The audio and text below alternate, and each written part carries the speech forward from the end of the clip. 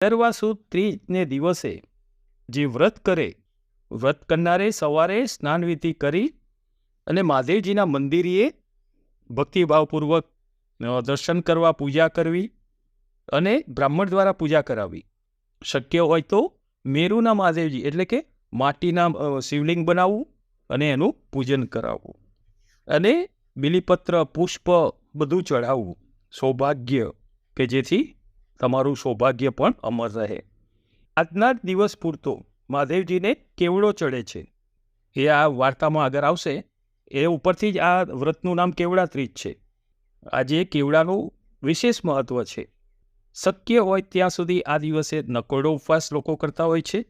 કોઈ ફરાર કરીને પણ કરે છે, શરીરની અનુકૂળતા મુજબ. અને કેવડા ત્રીજના દિવસે તમારે કેવડો સૂંઘવાનો હોય છે અને ભોળાનાથને ધૂપ, દીપ, નૈવેદ્ય કરી કેવડા ત્રીજની વાર્તા સાંભળવાની હોય છે. ભગવાન ભોળાનાથને ધૂપ, દીપ, નૈવેદ્ય કરીને આરતી કરી ક્ષમા પ્રાર્થના કરવી અને વાર્તા સાંભળવાની હોય છે. કેવડાનું મહત્વ છે. તમારે આ કેવડો જે ચડાયેલો કેવડો હોય ને દાદા ઉપર, મહાદેવ દાદા ઉપર, શિવલિંગ ઉપર, એ લઈ સૂંઘવાનો હોય છે. શિવ પાર્વતીની વાર્તા સાંભળવી અને કેવડો સૂંઘી અને રહેવાનું, આ રીતનું હોય છે. તો હવે આ કેવડા ત્રીજની વાર્તા. શિવ પાર્વતી કૈલાસ ઉપર બેઠા હતા, હસતા રમતા વાતો કરતા હતા. એમાં વાતમાંથી વાત નીકળી અને પાર્વતી માતાએ પૂછ્યું કે હે નાથ, તમને પરણવા મેં ઘણા વ્રતો કર્યા, પણ એમાં કયા વ્રતના પ્રભાવથી હું આપ જેવા કૃપા સિંધુ જગત સ્વામી ને હું મેળવી શકી અને તમને મેળવવા હું ભાગ્યશાળી થઈ, તે મને કહો. ત્યારે શિવજીએ કહ્યું કે હે દેવી, બાળપણમાં તમારા પિતાજી હિમાલય તથા માતાજી મેનાના કહેવા છતાં તમે મને વરવાની હઠ લઈને બેઠા હતા. મને મેળવવા તમે ઘણું કઠણ તપ આદર્યું હતું. તમે 12 વર્ષ સુધી તો ઊંધા મસ્તકે રહ્યા હતા. ઘણા વર્ષો તમે અન્ન જળનો ત્યાગ કરી માત્ર સૂકા પાંદડા ખાઈને જીવન ટકાવ્યું હતું. ચોમાસાના મુશળધાર વરસાદમાં તમે ઉગાડા આકાશ નીચે રહી દિવસો વિતાવ્યા હતા. ઉનાળાના અંગારા વરસાવતા તાપમાં પણ તમે હસ્તે મોડે સહન એ સમય કર્યો હતો, હસ્તે મોડે સહન કર્યો હતો. અને શિયાળાની કડકડતી ટાળમાં પણ તમે તમારા શરીરની ચિંતા કરી ન હતી. એકવાર તમારા પિતાજી તમારા લગ્નની ચિંતામાં હતા, તેવામાં નારદ મુનિ ત્યાં આવ્યા. નારદજીએ તમારા વિવાહ વિષ્ણુ સાથે કરવાનું નક્કી કર્યું. તમારા મા બાપે વાત સ્વીકારી, પણ તમારા હૃદયમાં દુઃખ થયું. તમે સીધા તમારી બહેનપણી પાસે જઈ હૈયા ફાટ રોદન કરી અને કહેવા લાગ્યા, હે સખી, હું ભગવાન શંકરને શુદ્ધ મનથી વરી ચૂકી છું, પરંતુ મારા માતા પિતા કોઈ રીતે માનવા તૈયાર નથી અને વિષ્ણુ સાથે પરણાવવાનું કહે છે. જો આમ થશે તો હું મારા દેહનો ત્યાગ કરીશ. સખીએ કહ્યું, બેન, આવું આપણાથી ન થાય, આપણે અહીંથી ગુપચૂપ નાસી જઈએ. આ પ્રમાણે નિશ્ચય કરી તમે બંને જણા ઘરેથી ચાલી નીકળ્યા હતા. ચાલતા ચાલતા બંને જણા એક ભયંકર વનમાં આવી ચડ્યા હતા. ત્યાં એક સુંદર ઝરણું હતું.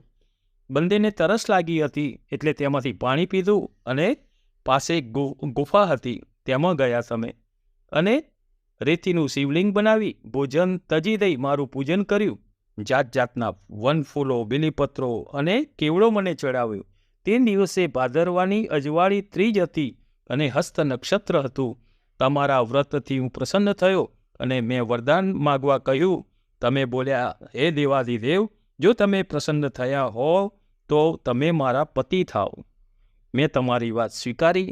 ત્યારે જ તમે બીજે દિવસે નદીમાં નાહી તમારી સખી સાથે પારણા કર્યા હતા. થાક અને જાગરણથી તમારી આંખોમાં ઊંઘ ઘેરાણી હતી, એટલે તમે અને તમારી સખી બંને એક ઝાડ નીચે સૂઈ ગયા હતા. થોડી વારમાં ઘસઘસાટ ઊંઘવા લાગ્યા. તમારા પિતાજી તમારી શોધમાં નીકળ્યા હતા. શોધતા શોધતા એ જગ્યા પર એ વનમાં આવી પહોંચ્યા. તમને બંનેને અહીં ઊંઘતા જોઈ તેમના હૃદયમાં અત્યંત આનંદ થયો અને ધીમેથી તમને જગાડ્યા. હિમાલયે પૂછ્યું, બેટી, આવા ભયંકર વનમાં તમારે શા માટે આવવું પડ્યું?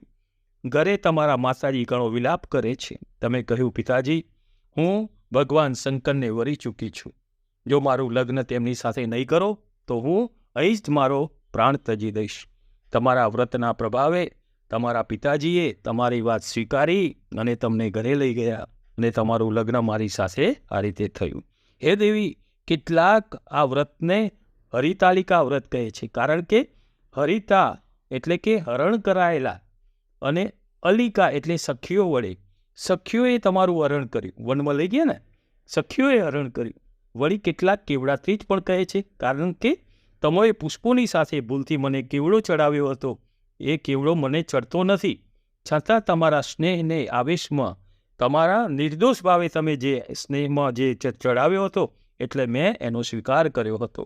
હજી પણ આ દિવસે મારું કેવડા સહિત પૂજન કરે છે તે મને પ્રિય લાગે છે.